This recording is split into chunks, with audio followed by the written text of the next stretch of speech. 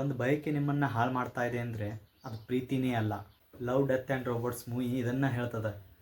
ಆ ಮಾಯೆಯ ಮುಖದಲ್ಲಿರುವ ಪ್ರೀತಿಗೆ ಎಲ್ಲ ಪುರುಷರು ಆಕರ್ಷಿತರಾಗ್ತಾರೆ. ಕೆಲವರು ಮಂತ್ರಮುಗ್ಧರಾದರೂ ಇನ್ನೂ ಕೆಲವರು ಭ್ರಮಿತರಾಗ್ತಾರೆ. ತಮ್ಮ ಧರ್ಮದ ಸೇವೆ, ನಿಷ್ಠೆ ಮತ್ತು ಪ್ರಾಮಾಣಿಕತೆ ಅಥವಾ ತಮ್ಮ ಕರ್ಮದ ಬಗ್ಗೆ ಯೋಚನೆ ಮಾಡದನ ಎಲ್ಲ ಪುರುಷರು ಆ ಸುಂದರವಾದ ಮುಖದಲ್ಲಿರುವ ಮಾಯೆಗೆ ಮಹತ್ವಹೀನರಾಗ್ತಾರೆ. ಎಕ್ಸೆಪ್ಟ್ ಒಬ್ಬನ್ನ ಬಿಟ್ಟ. ಅವನು ಅವಳನ್ನು ನೋಡಿದ್ರು ಕೂಡ ನೋಡದೇ ಆಗಿದ್ದ. ಯಾಕಂದ್ರ ಅವನಿಗೆ ಅವಳ ಮಾಯೆ ಇಷ್ಟ ಇರಲಿಲ್ಲ, ಆದ್ರ ಅವಳಲ್ಲಿರುವ ಬಂಗಾರ ಮತ್ತು ದೇಹಕ್ಕೆ ಆಕರ್ಷಿತನಾಗ್ತಾನೆ. ಇವರಿಬ್ಬರ ಪ್ರೀತಿ ಶಿಖರವರೆಗೂ ತಲುಪ್ತದ.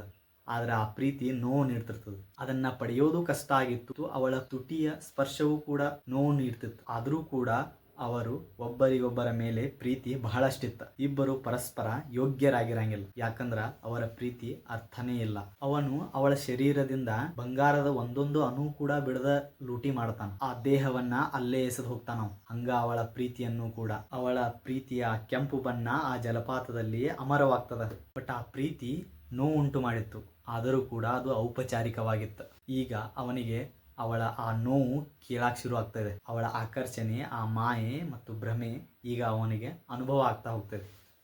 ಇದರಿಂದ ಯಾರೂ ಕೂಡ ಹಿಂತಿರುಗಲಿಲ್ಲ ಮತ್ತು ಯಾರೂ ಕೂಡ ಜಯಿಸಲಿಲ್ಲ. ಸಬ್ಸ್ಕ್ರೈಬ್.